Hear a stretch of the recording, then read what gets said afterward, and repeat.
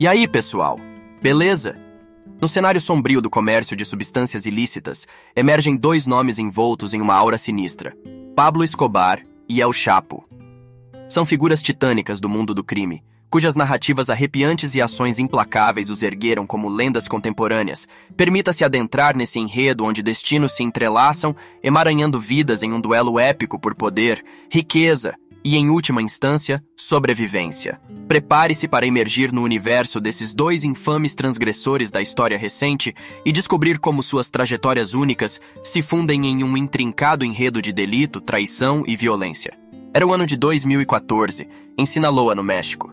Nesse cenário, Joaquim El Chapo Guzmán, o líder do tráfico, se sentiu ofendido por Rodolfo Fuentes, membro do cartel Juárez.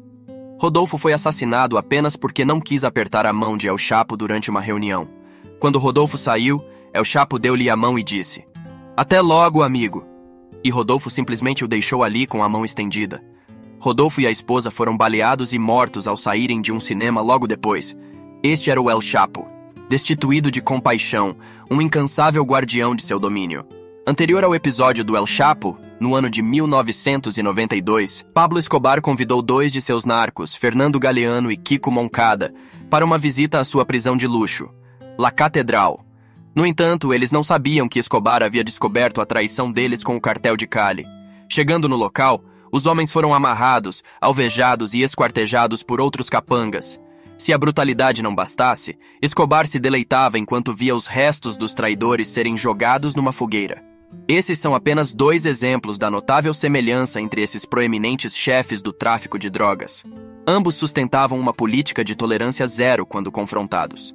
Eles eram figuras cruéis e singulares, ainda que ao mesmo tempo demonstrassem diferenças marcantes.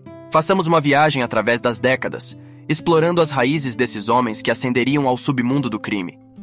Imagine-se na cena: Sinaloa, México, em 1957. Um bebê nasce em meio à ruralidade, em uma família empobrecida com muitas bocas a alimentar. Seu nome? Joaquim Arquivaldo Guzmán Loera, embora ele acabasse sendo conhecido pelo apelido El Chapo. Conforme crescia, a pobreza era sua constante companheira e a necessidade o impulsionou a vender frutas para garantir algum trocado. A escola foi prontamente abandonada, quando se viu envolvido nos negócios de seu pai. Com meros 15 anos, já empreendia paralelamente na venda de maconha para auxiliar nas finanças familiares. Aos 20 anos, já colaborava com os cartéis mexicanos. Assim desenrolava-se um genuíno conto de ascensão social. Abandonar a labuta diária nos campos, onde meros $2 por dia não satisfaziam El Chapo.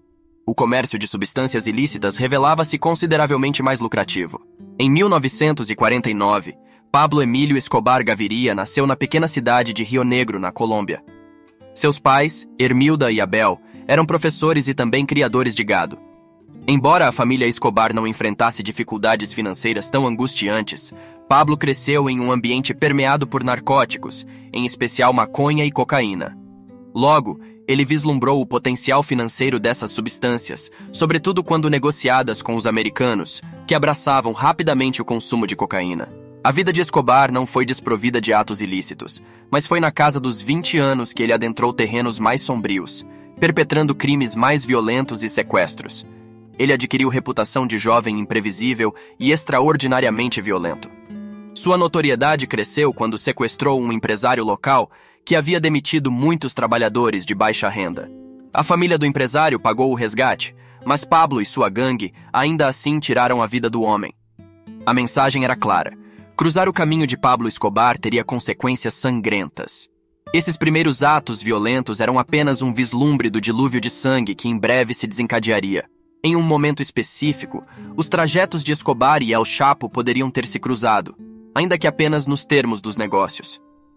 Durante os anos 80, os cartéis colombianos dominavam a produção em massa de cocaína, enquanto os cartéis mexicanos controlavam seu transporte e distribuição até os Estados Unidos. Essas rotas de tráfico frequentemente se entrecruzavam, deixando a possibilidade de que Escobar e El Chapo tivessem se encontrado indiretamente. No entanto, o verdadeiro elo entre eles estava nas semelhanças notáveis de suas abordagens ao tráfico de drogas. Com o passar do tempo, ambos os traficantes construíram impérios vastamente lucrativos e de poder incontestável. As estratégias que empregavam para alcançar tal sucesso eram surpreendentemente similares. O medo e a violência eram ferramentas primordiais para manter o controle sobre suas operações e eliminar ameaças. Qualquer indivíduo que ousasse desafiar sua autoridade ou interferir em seus negócios era prontamente punido de maneira brutal. Escobar e El Chapo não hesitavam em ordenar assassinatos, sequestros e atos de terror, a fim de preservar sua supremacia inabalada. Enquanto Escobar adotava a filosofia do plata ou plomo, prata ou chumbo, El Chapo possuía sua própria abordagem única para superar obstáculos. No entanto, o ímpeto de ambos por dominância não estava isento de consequências. À medida que seus impérios criminosos floresciam, deixavam para trás um rastro de morte e destruição. Na Colômbia e no México, suas atividades resultaram em uma onda de violência. Assassinatos, sequestros, bombardeios e outras formas de brutalidade se tornaram elementos comuns em suas trajetórias. Qualquer um que os desafiasse pagava um preço amargo. Os governos da Colômbia e do México, bem como forças internacionais, empreenderam incisivas campanhas para desmantelar esses impérios do crime. Em um perigoso jogo de gato e rato, Escobar e El Chapo escaparam das autoridades por anos. Escobar chegou a se esconder em uma prisão de luxo que ele próprio havia mandado construir, enquanto El Chapo escapou de prisões de segurança máxima em 2 ocasiões distintas. Entretanto, a queda desses 2 criminosos era inevitável. Escobar foi morto em um confronto armado com a polícia em 1993, enquanto El Chapo foi capturado e encarcerado diversas vezes, até ser finalmente extraditado para os Estados Unidos. O declínio desses líderes marcou o fim de uma era, assinalando o enfraquecimento dos cartéis que eles lideravam. O legado de Escobar e El Chapo perdura até os dias atuais. Suas histórias ainda cativam e horrorizam, servindo como lembretes sombrios das profundezas que a ambição criminosa pode atingir. Seus nomes estão entrelaçados com um período de violência desenfreada e impunidade, quando a busca pelo poder e riqueza justificava quaisquer ações, não importando quão horrendas. À medida que mergulhamos nas histórias de Pablo Escobar e El Chapo, testemunhamos a ascensão meteórica e a queda trágica de 2 titãs do crime que moldaram uma era de violência e ambição desmedida. Suas trajetórias sombrias, marcadas por semelhanças e diferenças marcantes, nos lembram das profundezas da complexidade humana. Hoje, enquanto refletimos sobre essas histórias, convidamos você a compartilhar essa narrativa intrigante com seus amigos e familiares. Cada curtida, compartilhamento e inscrição amplia nossa capacidade de trazer histórias cativantes até você. Junte-se a nós para explorar mais histórias fascinantes e se aprofundar na complexidade do mundo que nos cerca. Valeu!